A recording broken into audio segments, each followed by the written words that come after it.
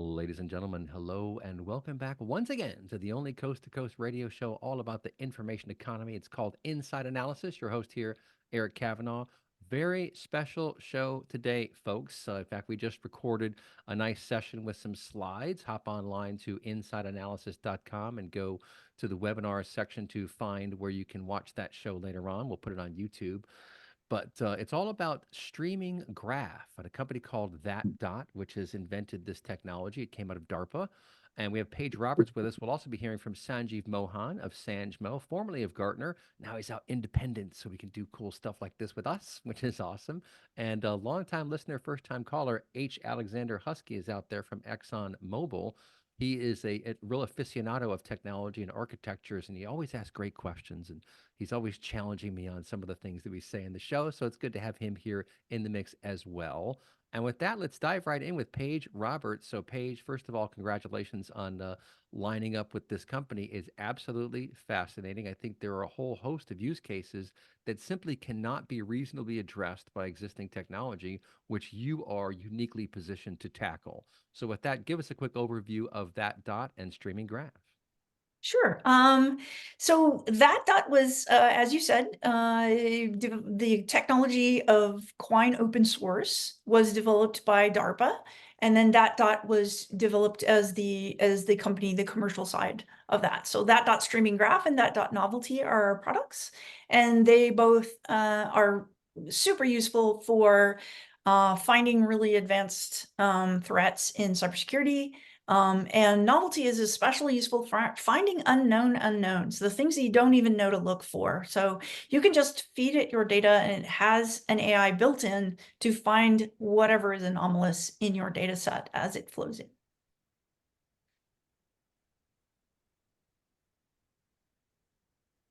Eric, I think you're talking, but I'm not hearing you. I was on mute. Sorry, my dog is barking. They're I rarely do that, but it's okay. One of the very interesting use cases here, of course, is the fact that typically analytics is fixed. You have a structured query on set on fixed data. Well, streaming comes along, and you could do persistent queries on the streaming data. Now, there've been streaming analytics solutions for a while, but maybe you could talk just for a minute about how thatDot achieves this. So you have this Kind of slide different. up for our studio audience, but talk about how you have a persistent query on streaming data, but then that graph can alter over time. So new nodes can be sort of dynamically created as new information comes in. Can you talk about that a little bit? Sure. So the concept is you have data streaming in from multiple data sources, different Kafka topics or Kinesis or Pulsar. Plus, you're also probably got some context data coming in from some sort of batch capability, like a file or whatever. And we have two things inside of thatDot or Quine that you do, and that is first one is called an ingest query. Now, ingest queries turn data into graphs.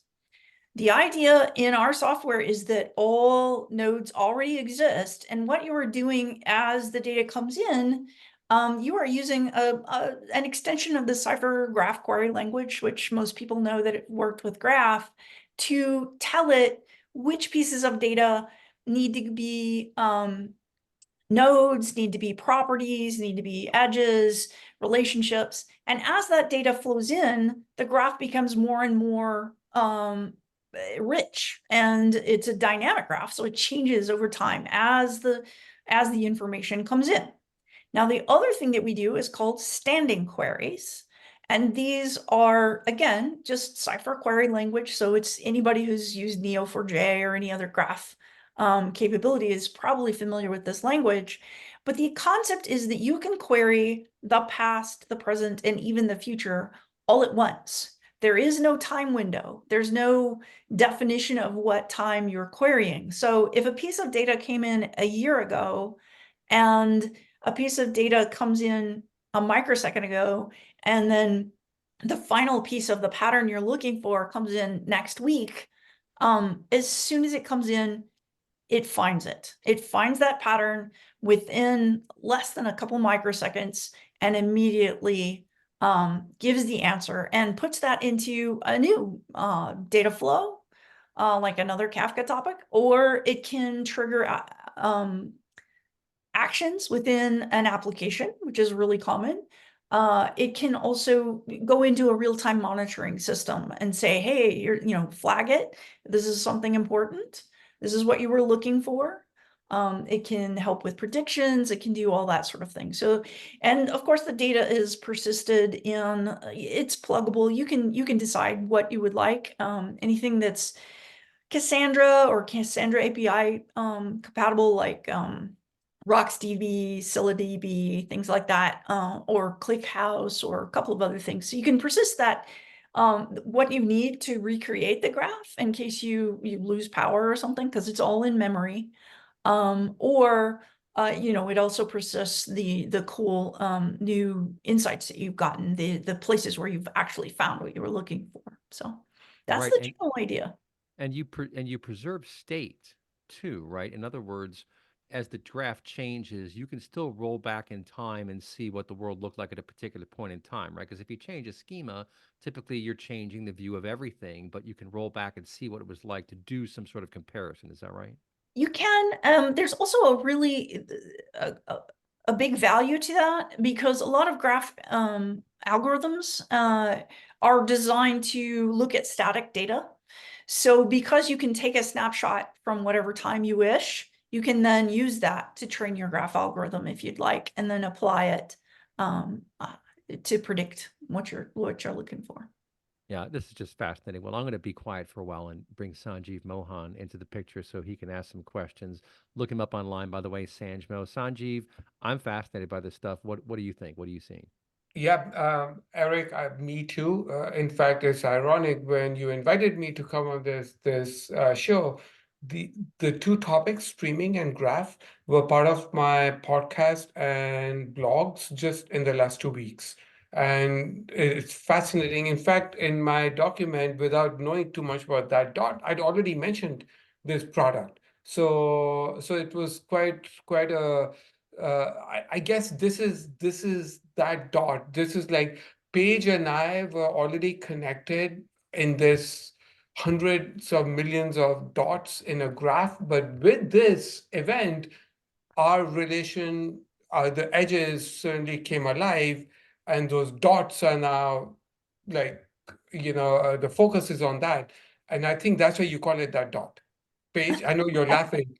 There's Did I actually get it? there's actually like our founder is a big geek. So Okay. essentially when the data flows in, it goes into a variable called that.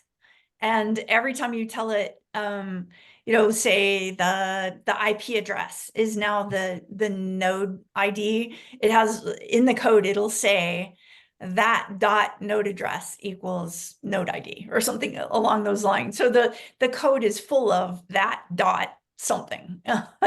So That that's pretty much, I think, where the original name came from. that is great. The other thing that struck me is that the nodes are already created. They're just coming into the context. Yes. Uh, Yes. and All nodes exist. That is uh, one of the yeah, which fundamental is concepts. so that's quite a deviation from a typical graph database. The other thing that's also a deviation, and that's why I find this to be fascinating, is in streaming stream processing, event stream processing, there's always this concept of a window. That window is like either bounded for a certain time and then it slides or it tumbles. So there's all these things. And what I'm learning is that in this scenario, there are no windows because windows sort of constrain you, and you may have a late arriving transaction, maybe hours later, weeks later. So the standing queries, that's a common concept. I think we call it continuous queries. You're calling it standing queries, correct? Yes. So the queries are always running, streaming data is coming in. There is no window, which means I can identify patterns even a week later. Yes. Even a year later. Yeah, Oh, we've had tests up to 3 years of data, and you can still less than 5 microseconds. And I'm being generous with that. It's usually less than one. and less than 3 is the most we've ever seen. So, Paige, give us an example. What was this use case where the data just showed up a year later, and then what insight was generated? Not sure if you know, but I like, think the one that the first one that always comes to my mind is the one that we were invented for. I mean, we've done a lot of things since then, and we're great in financial fraud detection and things like that. But the big problem that we see the most often is the advanced persistent threat thing. That's why DARPA developed us, because bad actors are, as I think Eric mentioned earlier, they're not a single guy in a hoodie in a basement somewhere. It's a government. It's a bad, it's a whole bunch of people, or a criminal organization. It's a lot of people, and they're very patient and very smart. And what they do is find a way to get into a secure system. And once they're there, they just sit there and wait for those time windows that you're talking about, that everybody else depends on these time windows. And as soon as they slide past them getting in, that first part of the pattern is completely invisible. It's gone. They look like just like any other legitimate user of the system.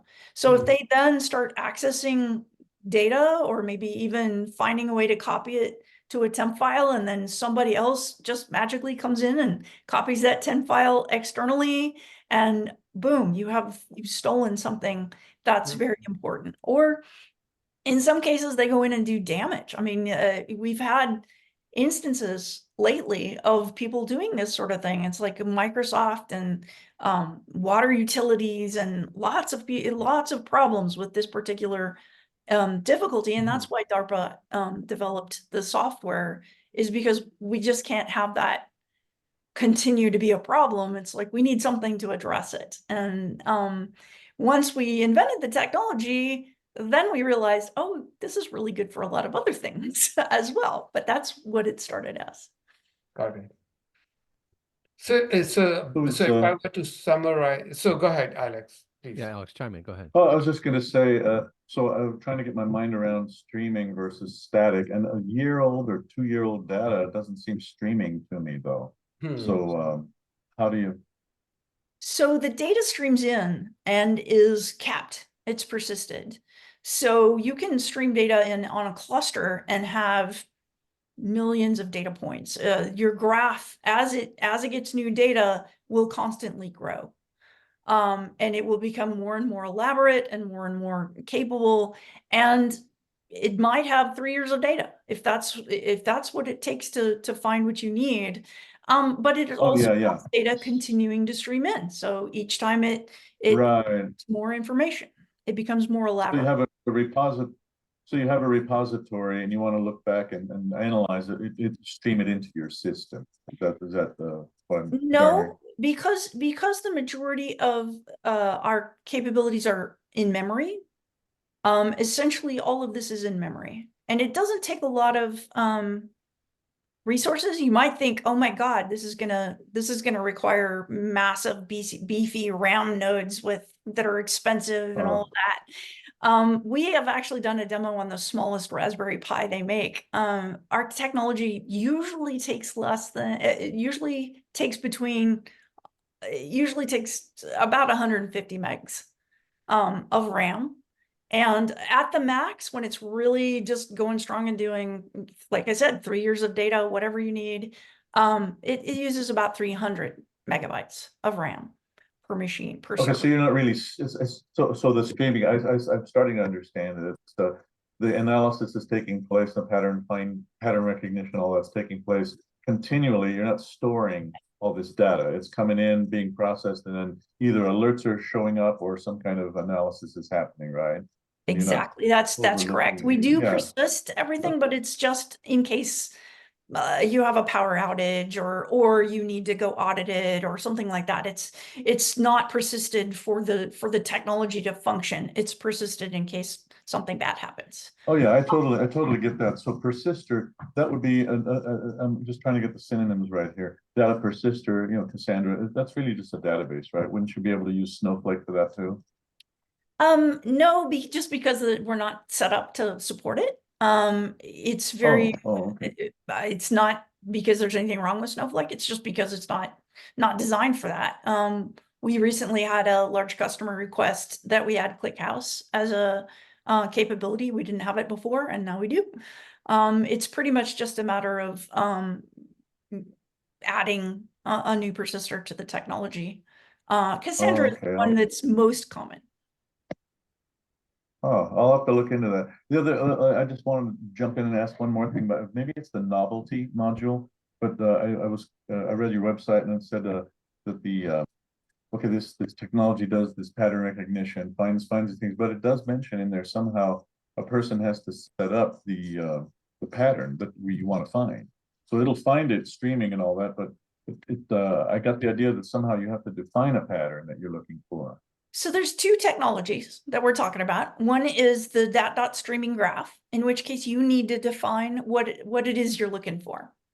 And the other is thatDot novelty, which has a built-in pattern learning AI, which figures out what is anomalous in your data set. It doesn't require any training. It doesn't require you label the data or anything, or even know what pattern you're looking for. It will just look would at you link them data as together? it's streaming and figure it out. Would you link them oh, sorry, yeah, my lag go ahead. here is kind of crazy. So would you link those together? Like would a company set Yeah. up a novelty first and then pipe to your streaming graph?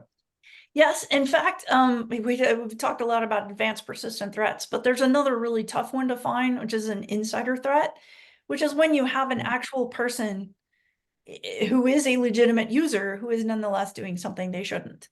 And there was a big contest recently to try and find, what's the most efficient way to find insider threats. And we pretty much found a far more efficient way to do that. We can do it in a few seconds. Using first streaming graph to find a particular pattern, and then novelty to find anomalous behavior. And you can absolutely string them together and make them do their thing separately, and then put it together and come up with something exceptional. Yeah, like in a workflow, Yeah. basically. This is cool stuff. We're coming up on our first break, folks, but we've been sitting here talking about streaming graph. It's fascinating technology with Paige Roberts of thatDot. We've got Sanjeev Mohan of Sanjmo, and that was Alex Huskey chiming in from ExxonMobil. We'll be right back. Don't touch that dial. We're listening to Inside Analysis. Paige, I have a question.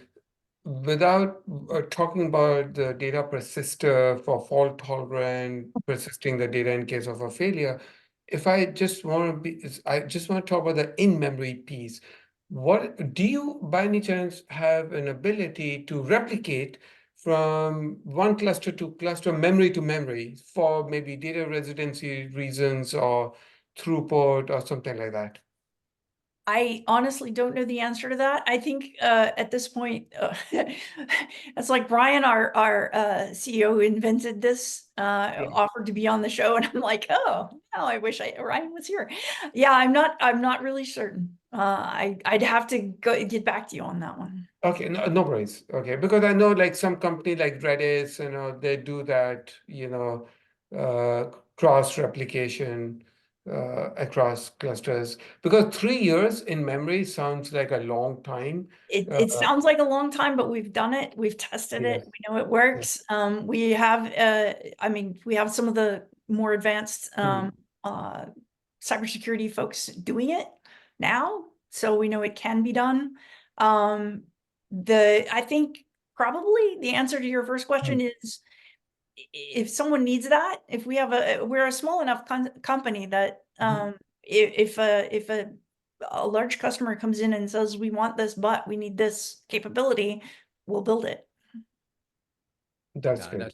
that's It's kind of the fascinating. difference between a big company and a small company, is the small company goes, okay, and builds it. The large company goes, I got 500 other people who need something else. You can just wait. Right. We actually have an interesting question from an attendee in our virtual studio audience here. And folks, if you want to be in the virtual studio audience, just hop online to insideanalysis.com and register for one of these events. But a attendee is asking, what about competition? Would Exabeam be a competitor? I mean, I haven't seen anyone doing exactly what you're doing, so I don't personally know of any competitors. But who do you run into other companies when you're out there? Tell us about the competitive landscape, Paige. There aren't a lot of competitors because it's such a new technology. I think some people are trying to do something similar. Memgraph is one that I've seen that's sort of approaching something like this. I think the LinkedIn Liquid, where their graph capability that they're doing behind the scenes on LinkedIn is probably pretty similar. That's it. I mean, that's all I can think of. A few of, I mean, think stream graph, there was stream set, I think there was stream sets and there's a something like lot of stream event graph. stream I forget. processors, Flink, Yeah. stream sets, guys like that. But very few of them are doing, I don't think any of them are doing the graph paradigm. The Like idea alerts. can But is that's centering on the alerts that is that what we want to garner, right? Is alerts a quick warning to shut something down or whatever? They're not doing that, but you guys are. No, they're not doing it as a graph, and they're doing it with time windows. I think Sanjeev mentioned pretty much all of the other event stream processors are limited by their time windows. And they have to be. It's just the way they're designed. And we were designed from the ground up to not have that limitation. So it's very it's different in that way. And the other difference is that all of the other event stream processors sort of perceive data as almost a row and column, as if it were about to go into a normal database, whereas we perceive it as a graph. And one of the advantages of that is the categorical thing. So if you want to look at IDs, IP addresses, names, all the things that are categorical, as opposed to, a temperature, which is, up and down. It's got a numeric range. If it's not a numeric data, most of the state of the art is to take that data and convert it into numeric. And it's huge and bloated and sparse and really hard and takes a long time to analyze. Whereas graph data is already in a category and we just analyze it immediately as is. And this makes it much better for finding things that are for answering certain questions, and in particular questions that are categorical in nature, like who did this, where did you do it, when was that, when did that happen, what is the relationship between this person and that person. All of these are categorical questions, and Right. as we do the graph, I see some. Sure, that makes sense. I see some maybe inspiration from Mark Logic, which is still out there under a different name now. What did they get? But they were big on the semi-structured, not having to be row and column, not having to be SQL friendly, but they can still make associations the way you are. But they weren't dwelling on the streaming aspect. Well, and the Mark Logics of the world also do. I mean, they pretty much, we expect our data to come in that semi-structured form, like JSON or something along those lines, log formats, that sort of thing. But and then we immediately turn it into a graph. So the semi-structured formats are not really ideally suited to find those relationships and patterns across times and individuals and IP addresses and networks and all that sort of thing. So they're designed to be sort of self-contained, so that I can send a single message and it has all the information for you to understand that message. So they're really good at that, but they're not so good at finding the relationships between multiple things. So it's interesting. Right. So what you're saying is that the input is because the input is Kafka, Pulsar, Kinesis. So the payload is JSON, but you are then ingesting that and converting it into a graph model. That's correct. That's what the ingest query is for. It's pretty much as the JSON comes in, which parts of it do you want to be a node? Which parts of it do you want to be a relationship? What should be a property? How do I take this data and turn it into a graph? That's what an ingest query is. What is the graph model? Is it a property graph or is it a RDF? I think the answer to that is IDF, but I don't I quote me. I'm not 100% certain. don't. Well, You let me need throw. Sanjeev. I think we need to brief you. We need to get all of our techies on there and No, just no really worries, no worries. dive deep on that. Yeah, Well, because like, Cypher was Oh, so- created by Neo4j, and Cypher is a property graph. So Yes, yes. and Sparkle, if you said you support Sparkle, then that sounds like it may be an RDF. Yeah, and that again, you're asking the wrong person on that, No, but no worries. Yeah. Cypher is our main language that we support. We're looking at supporting some others, but we're looking more at like GraphQL and some others. I don't think we're looking at Sparkle because of, and I think that answers your question actually, because it's not the right kind of graph. Yeah. So I knew that, but I did not know the technical terms. No worries. yeah, How well, about for financial, Go financial fraud? I'm sorry, Eric, go ahead. no, you go ahead. That's good. That's It's a a good good question. question. All right, let's say a big company like Exxon, I'm not the representative here, but I'm an advocate for honesty. So if they're interested in, let's say, finding the possibility of fraud either within or the company or outside, you know, the people we interact with, invoices and all that, how does your streaming graph help find financial fraud? You kind of like a bank would, but I just wondered if I know about Benford's law. Do you incorporate that sort of algorithm in there already, or are you able to, without that kind of thing, in some kind of innately find these patterns of cheating going on? Well, I think there's two things going on there. One is if you're trying to look for a particular pattern and you already know what fraud looks like.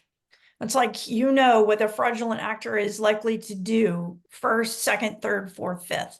And if you then find somebody doing all of those, you can immediately go, oh, that's fraud. And the thing we do there is we're using pretty much the same patterns as everybody else, except we don't have to take the categorical data, change it to numeric, then train something, then come back and predict. You can actually do it in line. You can do the analysis on much more quickly. So a lot of what we do is not necessarily different fraud detection, it's faster fraud detection. And Cool. the other aspect of that is because we have novelty, a lot of times if you don't know what fraud looks like, if you don't know what you're looking for, you can feed it into novelty and novelty will find the things that are unusual, that are different. Like, here's a good example. If I have just paid for a hotel room and dinner in Paris, and then lunch, I pay for lunch In at Berlin? work. You're gonna, the anomalous thing is the New York, and you're going, that's probably a fraudulent transaction. On the other hand, if I know that my pattern is, you know, multiple purchases in a single location and then purchases in a different location, then I might be looking for that pattern, but I'll probably get a lot of false positives. You know, I got on a plane and traveled somewhere else, you know, that sort of thing. I travel a lot, so I used to get false positives a lot, and we've gotten better over time about not catching that sort of thing. So I don't, you know, get my card turned down when I'm in, you know, some other country doing or some other city doing a conference or something like that. The novelty is really good at figuring out unique is not necessarily novel, and finding something that's Right. genuinely novel is very different. Yeah. Right. It'd be great to see if you have templates. Let's say by now you might have been working with big businesses that have tons of invoices and that sort of thing, and maybe have a template where not everything has to be custom made. We do. We have what we call recipes in the Quine open source capability, so that you can just pretty much pull it up. And it uses publicly available data. And there's been enough like fraud contests, cybersecurity contests, IoT tests, things like that out there, that there's a lot of publicly available data, which we know that data has the information to find the problem, and it's just a matter of how good are you at finding it. So we can just pull in that data, and we have a recipe, which is essentially a self-packaged code bundle that you can operate yourself on your own laptop and see how it works. And those are That would be awesome. cool. Those are really cool for learning how the tech works and Sounds learning good. its capabilities. Yeah, Alex was musing earlier before we hit the record button that it's hard to find time to play with things, but this looks like something that's a lot of fun to play with because you do have to kind of play around. And I found an interesting concept here as I'm just trying to wrap my head around it myself. Here's a question that I bet thatDot is very good at, and very other solutions are not good at, which would be something like find all the people who interacted with this potentially fraudulent account in the last hour, right? So a traditional solution, you're not going to get there. You can't get, you could run reports. It's going to take Yeah. hours. It's going to take It's longer going to than take a that even. while. You just won't get there. Whereas this, because it is graph oriented and you're noticing all these nodes and edges and you're constantly streaming, that's the kind of question you get an answer to quickly. And, from my experience, once you understand the kinds of questions you can ask from an analytical tool, that's when the It possibilities opens up. open up, right? Yeah. Because I think there's a lot of sort of built-in lack of enthusiasm about asking questions that can't be answered. And so if you know a question that could be answered, you start to ask it. But if you think it's going to be a long running query, or you're just going to get in trouble for doing it, you just don't go down that road. You don't know that it's possible. Once you see that these things are You're possible, absolutely right. I mean, I think that we've trained our analysts to think that certain things can be asked and certain things cannot. And this is one of Yeah. those technologies that you have to kind of change your mind and go, I can ask that. I can Right. ask not just, This is, how many yeah. people has this person interacted with in an hour, but how many has it interacted in the last year? That's like, I've found this person. Now I know they're a fraud actor. It's like, oh, but in the last year, I didn't know that. There's 50 other people they've interacted with since then, and I can get that answer in seconds.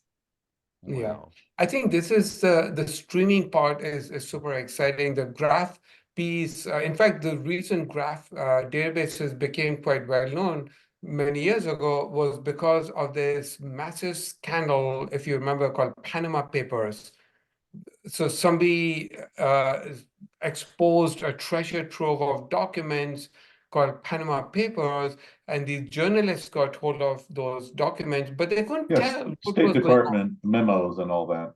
But it took forever to actually Yeah, find. it took forever Yeah. until some journalists discovered graph database and said, let me just ingest it into graph database, and the whole story unraveled. But it took a long time, and now comes thatDot and Quine, which is saying that what if this data was in real time streaming? We can find all the relationships and patterns, and even go back into the history. That's right. And build That's right. these insights. Yeah, that's right. Well, folks, we're up on our next break here, but we're going to pick that up right after the break. This is really interesting stuff. Don't touch that dial, folks. You're listening to Inside Analysis. All right, folks, back here on Inside Analysis, talking to an expert panel. We've got Paige Roberts of thatDot. We've got Sanjeev Mohan of Sanjmo, and our good buddy H. Alexander Huskey from ExxonMobil, representing himself, just asking some fun questions. And Paige, I'm going to throw this one back to you because it finally popped in my mind. The real value here is getting through to people, to the analysts, that they really can ask these very interesting, gritty questions. And the unveiling of this, the timing is actually pretty interesting because there's something else happening in the AI world called large language models, which have taken the world by storm, quite frankly, and for good reason. And I've spent a lot of time researching these things to understand exactly how they work. And they use probabilistic math, and they convert text into vectors, basically. So you have vector databases and you do all these similarity searches, and that's how they're doing what they do. But then you have these RAG models that kind of spin around. And it's very interesting stuff. The point being, you can ask all sorts of interesting questions and get interesting answers, not always accurate with large language models, but at least you can start asking these very interesting questions and getting prosaic responses. And that's somewhat analogous to what you folks are doing, in that you can ask these really detailed questions that traditional analytical systems would choke on for hours or days, or would just fall over sideways. And that is the exciting part. So I think it was Sanjeev who mentioned at the end of the last segment, yes, you can find this thing now. Oh, look at this actor. Now you can build a whole new set of queries around that actor. Well, who else interacts with this person on a regular basis? How many times has this person come in? How many times do people like him come in? You can really start to explore what's happening once you get that foothold. And as you've said with these two different products, one dynamically comes up with new stuff, the other you have to tell it. But my point is that once you use this technology to find the actor, whether it's a bad or good actor, then you can ask amazingly rich questions, very detailed, that other systems are never going to be able to handle. That's a huge game changer. What do you think, Paige? Yeah, I think the power of being able to ask, I call it, query the future, being able to query the past, the present, and the future simultaneously. So if I just discovered something interesting, I can then relate it to things that happened a year ago and things that haven't quite happened, that I kind of expect to happen within the next week or two. So I can say this is a financial fraudster, and rather than, maybe I don't know where he's coming from, I can then look at everybody that he's related to over the last year, and then maybe keep that up, and as the time goes on, see who he acts with next and figure out where he is. You know what this is reminding me of is you think about all these TV shows and movies where they have the detectives, right? And they're all in the room in the conference room, and they have this big graph on the wall that has pictures and information, and they're like looking at the graph and like, huh, like this guy's connected to that guy and all that stuff. That's Yeah. what you have, but you have it in an engine that can run on a Raspberry Pi because Yeah. that's how lean it is, and you can absorb absolutely gobsmacking amounts of data in order to do it. So it is like that investigative graph in the conference room at the downtown office, basically. But it's a technology which can pull in massive amounts from all sorts of sources, right? You can set up Kafka topics on whatever the heck you want. You're not limited to the types of data or even the volumes of data, right? You're not even limited just to streaming data. I mean, we have a lot of people who pull in batches of files or whatever that they had sitting around that might be related to the data that's streaming in, and you can build your graph with that data so that you have the context, you have everything that's around the data that's streaming in, and you can see how everything relates to everything. And it's really handy for things like optimizing networks and finding problems there, because you can analyze the CDN data, the data coming in from all of your different networks, all of these different IP addresses, maybe the data that you had sitting around already, and you can put that all together and find new information that you didn't even think about looking for before, maybe. Yeah, you're able to build out a case on whatever it is that comes across the transom, and that's the key. That's kind of what I'm getting at here is that even human beings, how we perceive the world, we have a set of assumptions that we've made, that we've learned. What did Mark Twain said? Bias is that set of prejudices you've developed over the first 18 years of your life or something.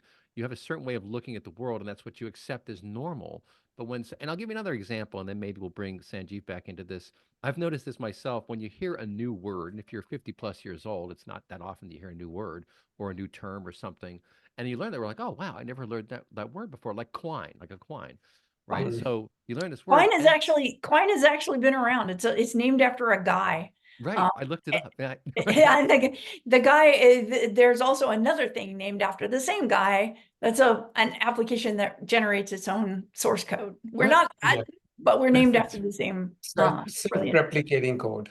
Yeah. Well, the point being, you learn this new word, and then all of a sudden you hear that word like 7 times in the next 10 days. You're like, what is going on? I'd never heard this word before, and now I've heard it 7 times. Now you know it. Now your model is trained on that word, Yeah. and so you recognize that as a pattern. You recognize it as something noteworthy, That's true. right? So this is why Yeah, that's Go ahead, Alex. it's actually the reticulating mechanism in your brain that does that. It's networking. In other words, it associates all that sort of thing, probably streaming, and the reticulating Well, it's mechanism. certainly real time. Yeah, in fact, real time. So I want to actually talk about this, how these terms come into existence, and then in our mind we made these hard connections, but they may not always be correct. Like when we think streaming, we always think real time. And Alex, you were bringing this up, and Paige, you mentioned that it may not be real time. It could be batch upload of documents, for instance, or it may be real time. But if the real time comes into a Kafka topic and does not get consumed for a certain period of time, it's no longer real time. It's streaming data. So real time and streaming are kind of used analogously, but they may not be. A data that is at rest in a database is obviously not streaming, but the moment I start using it, then the data is in motion. Yeah. So, Right. I think I did I don't know, years back, I did a thing called the really real meaning of real time, because it seems like everybody I talked to had a different Yeah. definition. I asked a prominent analyst not too long ago, and he said, well, within 15 minutes. And I was just like, okay. It's not real And time. I think at some point we had a customer that was like, I want it to check data every hour in real time. And I was just like, I'm not sure you may know what this word means. Yeah, no, Yeah. because there are two types of real times. There are two, when people say real time, there's engineering real time and then there's a business real time. Engineering real time is actually only possible by machines, and it's microseconds or maybe milliseconds. Yeah. Humans are just too complicated to make such fast decisions. The business real time could be under 15 minutes because it depends upon business use case. Yeah.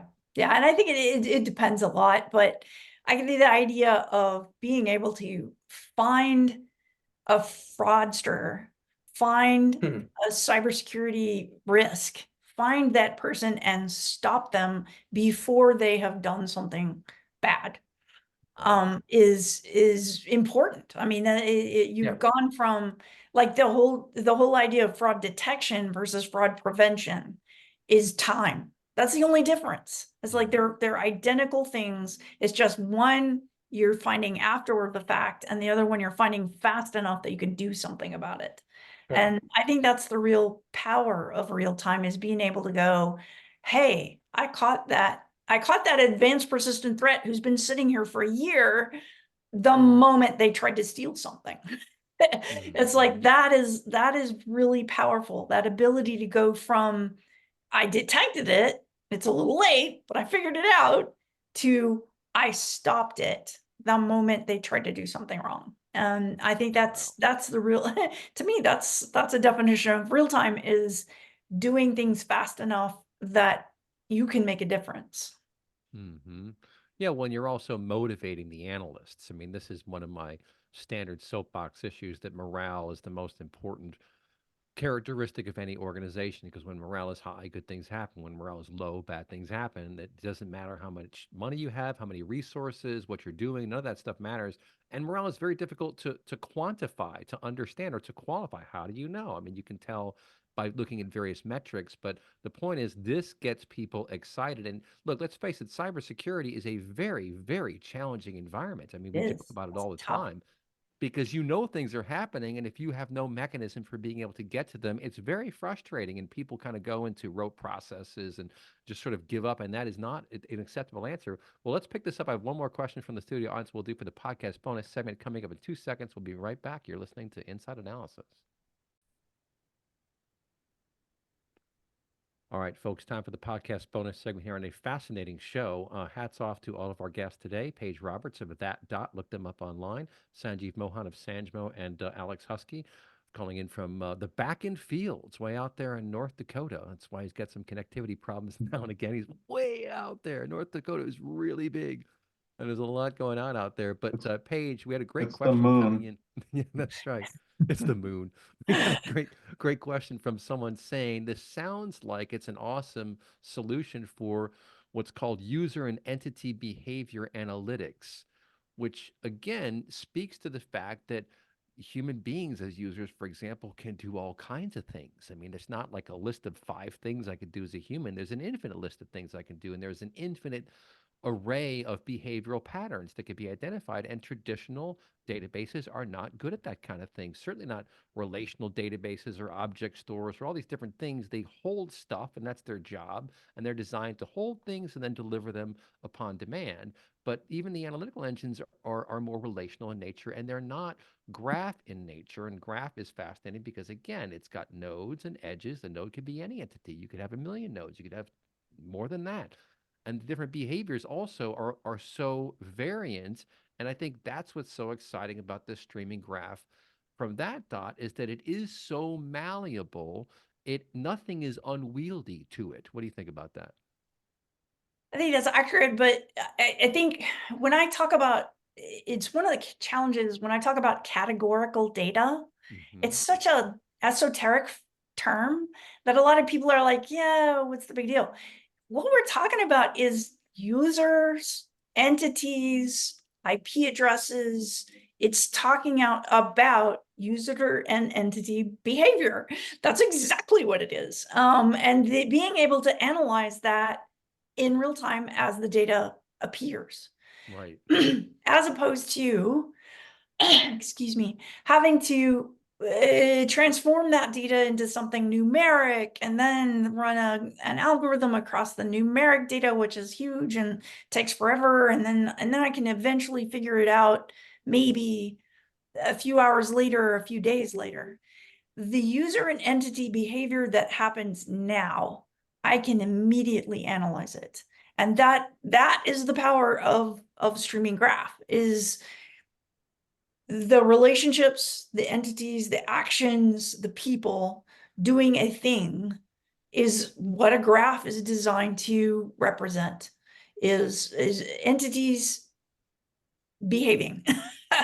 If that makes sense. I've always heard it as IOB as opposed to the acronym that the user used, but it's the same thing. Yeah. It's that idea of being that- able to analyze categorical data without transforming it first. Wow. Alex, Now that yes, gets go ahead. into, I could speak to some of that, maybe that, if you can hear me all right, that the user behavior, all that stuff is also known as heuristics, I think, and they've been doing that, let's say, the world's fastest database in memory. What do they do a lot of that.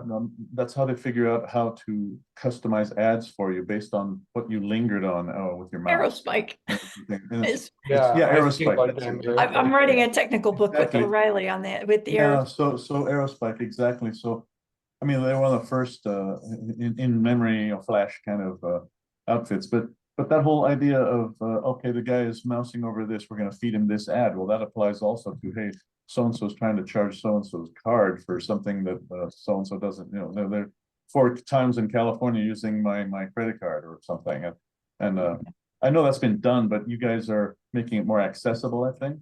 That's, I think, I don't know about accessibility. I think speed is really our secret, secret sauce. I think it's because it's a young technology. It doesn't have a beautiful user interface. It has one, and you can actually see what's going on, which I think is, I love being able to see what's happening, and that's marvelous. But I think the real key is speed. It's the same. I mean, Aerospike's advantage is that they can do speed at scale. That is what we can do. We can do graph analysis at speed, at scale. So that pretty much gives you a different kind of capability of event streaming. And you might stream the event into Aerospike and then do something interesting with it there. It's like that. This is the same kind of technology, I think, progression that's happening a lot.